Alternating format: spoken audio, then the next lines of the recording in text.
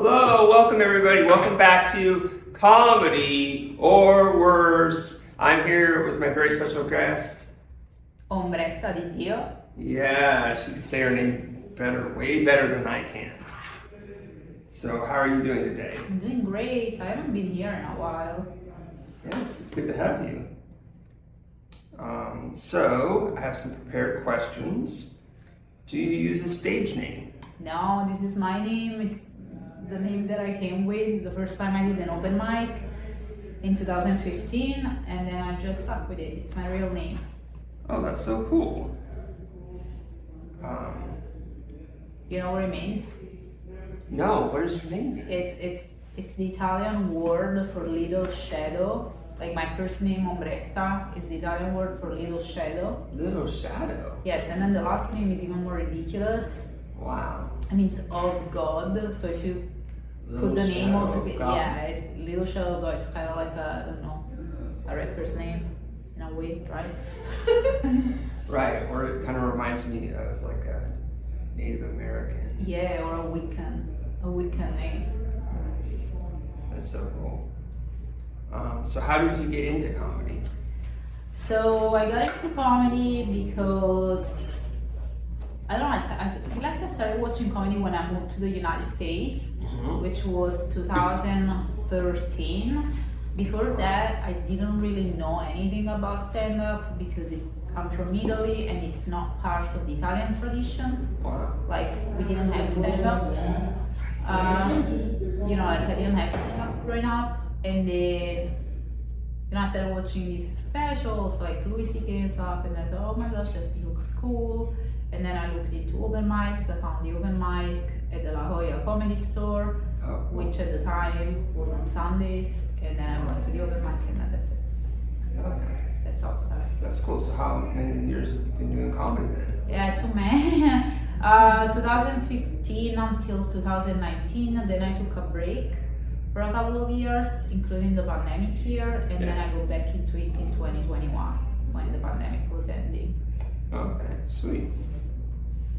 So why did you take a break if it wasn't before the pandemic? I was dating a guy who at the time was also doing comedy in San Diego, and he wanted to quit, and so I stopped going around. I stopped going out to open mics and stuff, and then the pandemic hit, and then that was it. And then I broke up with the so and I got back into comedy. Or maybe broke up with me. That would be more accurate. All right. Wow. That's interesting. So did you get addicted to performing comedy when you first started, or did it take a while?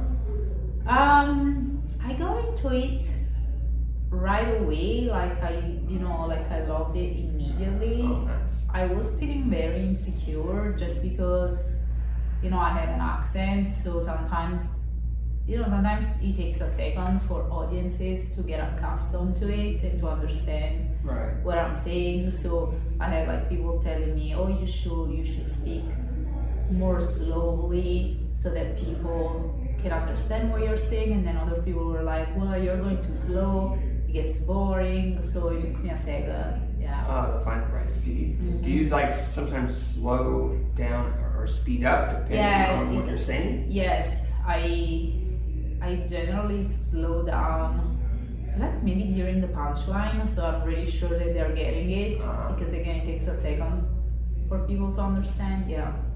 Okay. Cool. So do you ever worry also, like if you're telling a joke that's like a smart joke, like they have to think about it, and then you have an accident, and it's like not gonna work because. Yeah, I've had that worry before. Definitely, like it's definitely like a different kind of delivery, I would say. Yeah. There's an extra challenge. Oh, that's cool. So have you ever tried comedy in your native tongue, or? No, I think they do have comedy in Italy now, stand-up comedy. Well, comedy, obviously, we always had comedy, like there is a sense of humor in Italy, but we didn't have stand-up comedy. It was more like sketch comedy. That's the tradition, is sketch comedy. And but now they have stand-up, but I never tried stand-up in Italian. I feel like I don't even know where to start. ironically. It's because Like it's tell such a story. different sense of humor. Yeah, like Italian is a less quick language. It's like slower in terms of how to convey an idea. So I find it hard to like put together like a premise and a punchline, a premise and a punchline. What about like a story? Like you can tell a story, but at the same time, I don't know. I've never done it. Or maybe one day I'm gonna try, but probably not. Oh, okay. Yeah. Oh, yeah. It's just questions. Doesn't mean I'm not trying to pressure into anybody into doing anything. You just try to set up in Italian. Okay. Yeah. What about have you ever tried to do a different accent? Not saying that you should change yourself and get rid of your accent. No.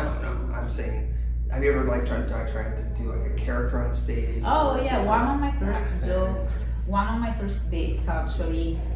One of my first bits from like 2015. I was trying to portray like character from West Virginia, like a couple of sentences in like a West Virginia accent, which was ridiculous, and that's what made it funny in my opinion. But yeah, other than that, not really, no. That's interesting. Cool.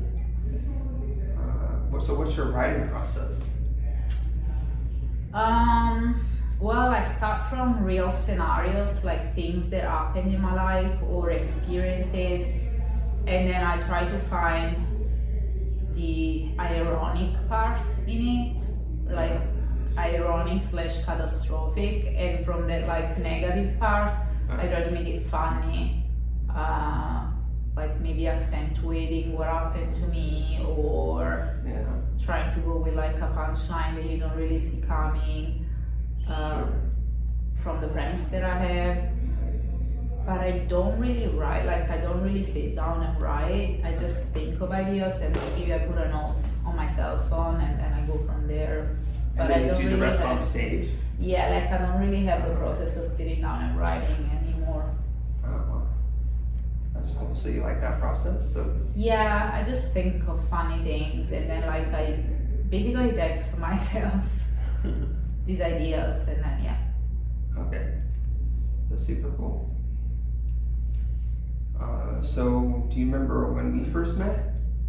I was probably drunk at Madhouse. So because no! No, probably not. Because I was, well, now I'm sober, but like when I got back into comedy, I was still drinking and there were many blackout drunken nights at Madhouse. So obviously probably don't remember. I remember, I can tell it was most likely at Madhouse, at an open mic, but if I had to point out the nights now, because they all meshed together. Yeah, exactly. It's not a problem. I don't even know why I have this question. It's just fun because, like, there's a lot of times where it's like, I don't remember meeting, like, the people that I remember meeting for the first time are like so rare. It's like, I'll be like talking to a comic or like a new comic and they're like, and they already know who I am or something, and it's like, okay, well, I don't remember meeting you. They're like, oh yeah, I was just seeing you on stage. Like, oh, okay, I don't feel so bad. Yeah. So have you ever traveled for comedy? Well, within California, so I performed outside of San Diego, but always from in Northern California, Palm Springs, Menifee, so Mammoth. What was the last one? Menifee, I think. Oh, Menifee, yeah. And then, yeah, Mammoth. I did perform in Detroit once, then mostly San Diego. Well, Los Angeles, obviously, but yeah, mostly San Diego. Sure, cool. So what's the biggest crowd you perform for? Obviously, does that count? I think Duckfoot. Oh, wow. Duckfoot, the show, I think it's in Del Mar, yeah. They have pretty sold out shows over there, and it's generally a big crowd. I don't know, like man, probably hundreds? probably like 100, I would say, or 75 people. Okay. Wow, cool. So what's your favorite place to perform comedy? Madhouse Comedy Club. Oh no, I didn't. That wasn't a setup. Right now we're recording at the Madhouse Comedy Club inside the brick room. While the show. Let's see. My favorite place to perform. Rather, the favorite place where I performed, my favorite show to perform on is Laugh Outside, which is this show in downtown San Diego. Max Stanton produces it. Okay. It's at the Courtyard. Oh, cool. That show is really cool, and I've been there a few times, and it was always like a really, really good time. And then also Comedy Heights. I'm on the rotation, and every time they book me, it's always like an awesome time. Oh, that's cool. That's the stats, right? Now they are Lestats. Oh, Yeah. okay, yeah. They used to be at Twigs, then Twigs closed down, now they're Lestats. That's cool. Let's see. Do you have like any hobbies or passions that aren't related to comedy? Yeah, like I'm a journalist also, so I love telling stories and writing. And then I love music. I love listening to it and writing about it. I also play the piano. I have a kid, which is not a hobby, it's an obligation. But it takes a good chunk of my time. Sure. And your kid has hobbies too, probably. Yeah, she's pretty chill. She likes to read and draw. So Those are good very hobbies. lucky, yeah. Sweet. So do you wish you had started comedy earlier? I mean, it's really an impossible wish, yes, in theory, but also since I was in Italy, there really was no opportunity, So, So you couldn't have moved sooner, to the right? United States, no, I moved to the United States in 2012, sorry, I said 13 earlier, 12 actually, because I got married at the time to an American sailor, and then it got and we were living in West Virginia at the time, so Okay. definitely no comedy. Then in 2015 we moved to San Diego, I started comedy, and then he and I split up, but I stayed here because we have a kid together. So yeah, not really, no chance to start it earlier than I did. Okay, oh, cool. So what are your goals in comedy? That's a loaded question. Well, I mean, I'm not, you don't have to answer every question. Oh really? No comment. I played the fifth. Is it the fifth? Yeah. Okay. Yeah. No, like I would like to just like better myself, become the best version of myself on stage. Nice. That's the immediate goal. Weekend at Madhouse. Another goal. Yeah, definitely. That's something that's achievable goal. All of those. That's cool. So, do you have like a favorite joke? Yours or anybody's? All my favorite jokes are these nuts jokes because they're so dumb and they're so ridiculous and predictable that I just find them super funny for some reason, like really stupid humor. That's cool. So do you have like a favorite fan interaction? Like a fan came up to you and that's it. My fan interactions are always a little weird. There was a fan once that was kind of like of a stalker, and I had to get him banned from like here and other places. Oh, I did have like a guy come up to me at Laugh Outside, and he was like, "Yeah, we saw you on the lineup, and you were on another show, earlier this year, and so we came to check you out." And like they googled my name, so they read like my articles, my stories. Okay. So they knew a little bit who I was, and then it's always fun when people recognize you. I don't know if that ever happened to you, but like sometimes people will recognize you in the street, Yeah, definitely. and that's fun. Yeah, especially when you're downtown. Yeah, when you're downtown, yes, It's like exactly. if you see someone somewhere else, Yeah, they're not likely. yeah, And then sometimes you get recognized for stuff other than comedy too. You're just like, oh, okay. Or at least me. I Yeah. can't for too. So do you have any merch? I do not have any merch. Okay. No merch. No plans for merch? Not really. There you go. What was your family life growing up? Very Italian. So I grew up in What does southern that Italy. mean? It means I grew up in southern Italy, Catholic upbringing, but no churchgoers, which means that it's like Catholicism, but like it's a series of traditions, mainly tied to food. Meaning like on this day or on this holiday we eat this thing because this is what the tradition calls for. And then pretty normal life. My parents are still together. I have an older brother, an older sister. My dad once told me that my sister was the real rebel in the family and I was just emulating her. So it was like love blow. Oh my goodness. Other than that, yeah, my parents are pretty like intellectual, so they always like value things like reading and it's like weird. Like my mom would take me to the opera theater on Sundays because that's what she was doing. Did My you dad, like it? yeah, my dad was obsessed with soccer though, also, which I realize is kind of like a contradiction, but whatever. Yeah, that's it. Not much childhood. That's good. Do you have like a favorite inside joke? Favorite inside joke? I make fun of Tim, my boyfriend, and when this is a really stupid joke. It's really dumb. Like if he gets pissed, I said, "Argumenta Tim is coming out." It's a play on words. What, say it again? Argumenta Tim instead of Tim. Check this out. No, it's Because it's too dumb. I don't. You still don't get it? So when someone is arguing, they are argumentative. Right? Argumentative. Okay. Right, they're argumentative. Right. But what's his name? Tim. So argumenta. Tim. I like it. Really?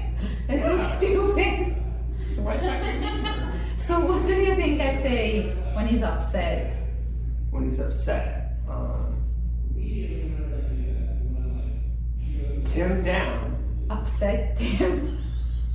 I thought it was really dumb. That's an inside joke. That's cool. So you play piano. You know how to play piano. Yeah. So do you ever do you have access to the piano? I have a piano at home. I'm classically trained, but I don't play much these days anymore. However, I still carry my piano. Like my piano is here. I carry it all the way from Italy to America. Wow, how much does that cost? Well, nothing, because the Navy was paying for it. I think Nice. it was for the Navy, right? Yeah, so got on a boat and he made it to the United States of America. That's so cool. So have you ever won some kind of comedy contest or anything like that? No, I placed on Benji's contest sometimes. And that's it, that's the farthest I've ever gone as far as comedy contests go. But have you ever thought about doing a contest or have you applied to any? Oh yeah, I did the mic drop contest last year. I was selected to participate, but I didn't place, I didn't win anything. And then I used to do Benji's, you know Benji? Yeah, I used to do his contest back in the day.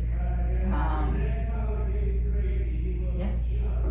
Have you ever applied to a festival or something?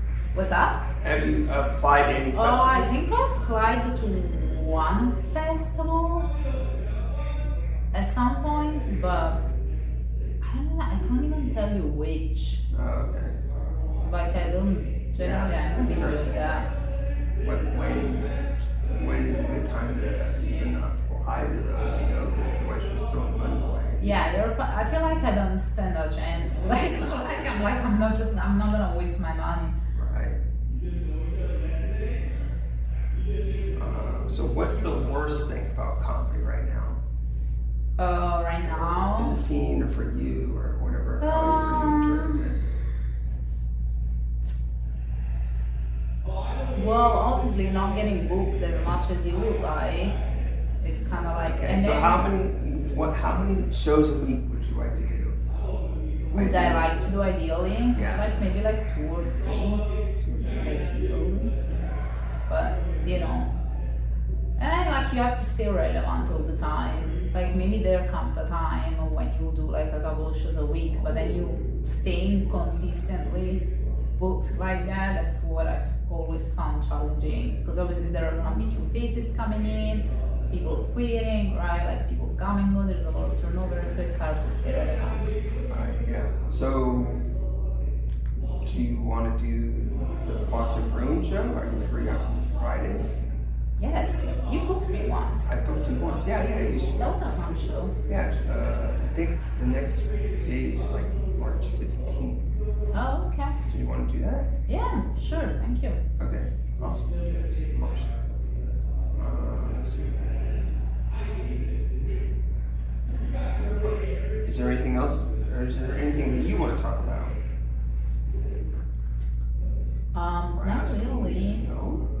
How long have you been doing the podcast? I started really doing it. I'm gonna spell your name wrong because I don't have it. OMB. O-N-B? No, Oh, whoops. lead everything. So you got your Oh, I forgot the N. MBRETT. No, R. Oh, just one R. No. BR. B-R. No, yeah, RETTA. That's it. DI D-I. space DRO. D-I. Here it's a 9 or an E. That? Yeah. That's it. D-I and D-I-O. Yes. I don't always think about your last name, sorry. Okay. Let's see, what else should we talk about? So, what's your favorite place to shop?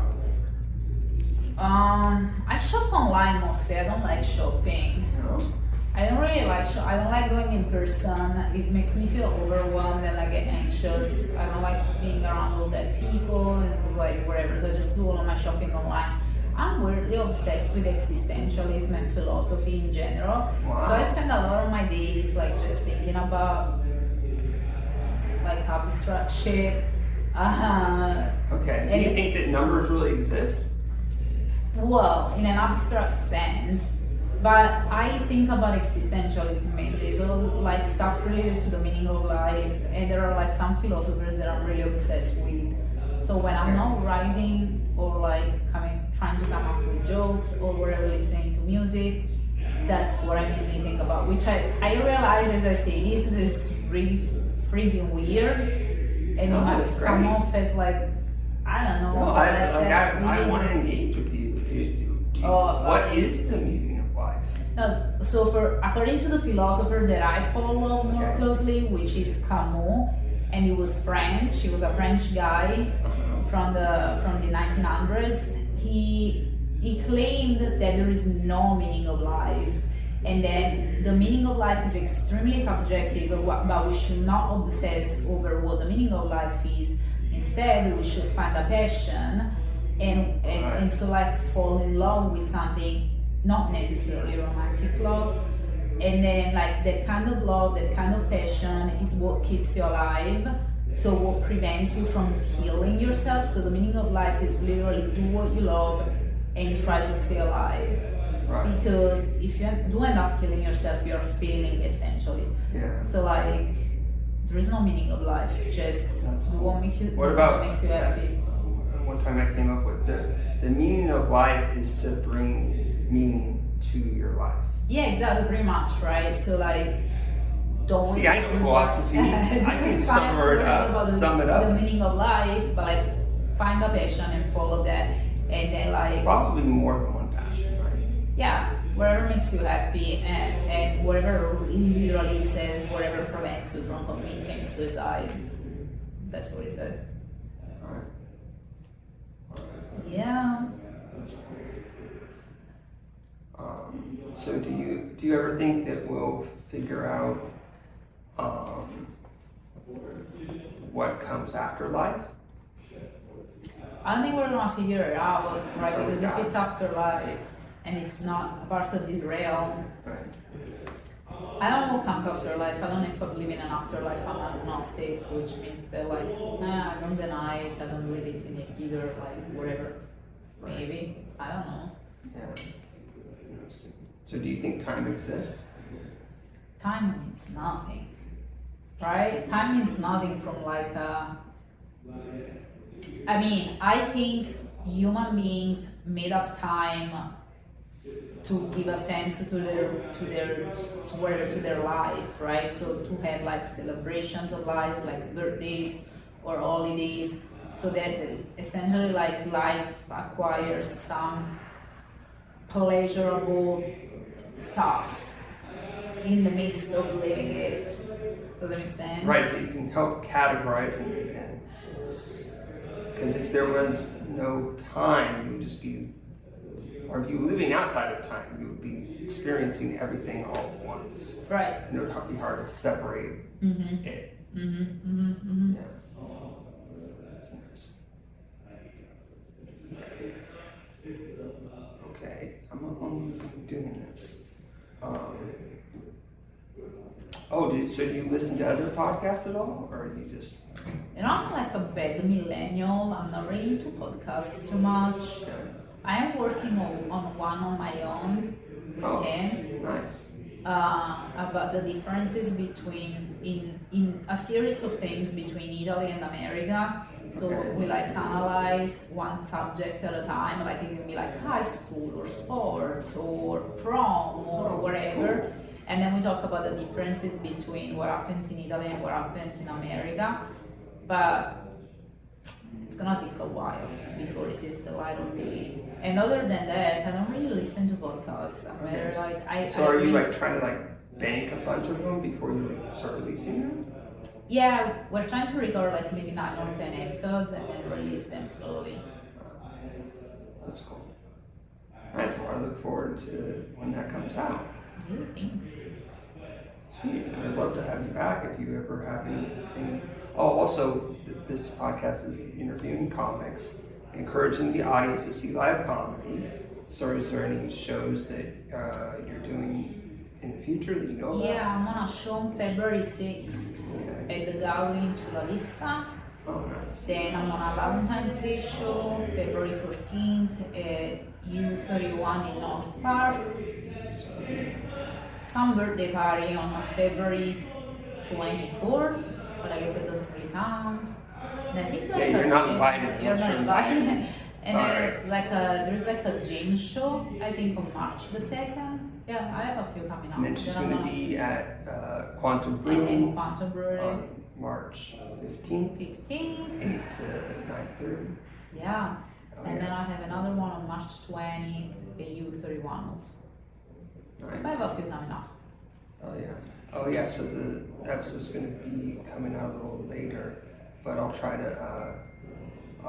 I'm also trying to get people running shows or like even comics to call into the podcast. You just call me and leave me a voicemail. Okay. And whatever you have to promote, and then we'll just text me ahead of time. Yeah. Saying I'm gonna call them the voicemail, and then it's so easy to put it into the podcast. Got it. Yeah. Well, I hope you do, because there's only been one person that's actually done it so far. That was really? Tom Lucera. Okay. So, okay, everybody, you heard that she said she's gonna do it. Well, thank you so much for doing the Thank you podcast. for having me. Yeah. Thank you. Bye, everybody.